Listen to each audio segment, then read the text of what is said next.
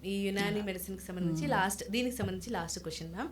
ఇది ఏజ్ వాళ్ళైనా వాడొచ్చా మ్యామ్, పిల్లలతో నుంచి పెద్దల వరకు? అందరికీ ఉంటుంది అది, వీళ్ళకి వాళ్ళకి అయినా తేడా ఏం లేదు. 6 months లోపలైతే కనుక వాళ్ళకి ఎక్స్టర్నల్ థెరపీస్ ఉంటాయి, దాన్ని రెజిమినల్ థెరపీస్ అంటారు. ఓకే. 6 months దాటిన తర్వాత ఏమవుతుందంటే వాళ్ళకి మదర్ మిల్క్తో పాటు ఫుడ్ స్టార్ట్ చేస్తారు కాబట్టి ఇంటర్నల్ మెడికేషన్ కూడా స్టార్ట్ చేయొచ్చు 6 months తర్వాత. అంటే మామూలు అడల్ట్ డోస్ ఏమి ఉండదు, అడల్ట్ వాళ్ళకి వేరే ఉంటుంది, వీళ్ళకి వేరే ఉంటుంది. అక్కడి నుంచి మొదలుకొని స్పృహ తప్పిపోయి పడిపోయిన వాళ్ళకు కూడా 85 ఏళ్ళ తర్వాత యూజువల్గా ఏంటంటే ఇప్పుడు మనదే ప్రాక్టీస్ ఏదైతే ఉందో సత్య యునాని హెల్త్ కేర్ అనేది 2004లో స్టార్ట్ చేసాం మేము. ఓకే. సో 2004 నుంచి నడుస్తూనే ఉంది అది. ఓకే.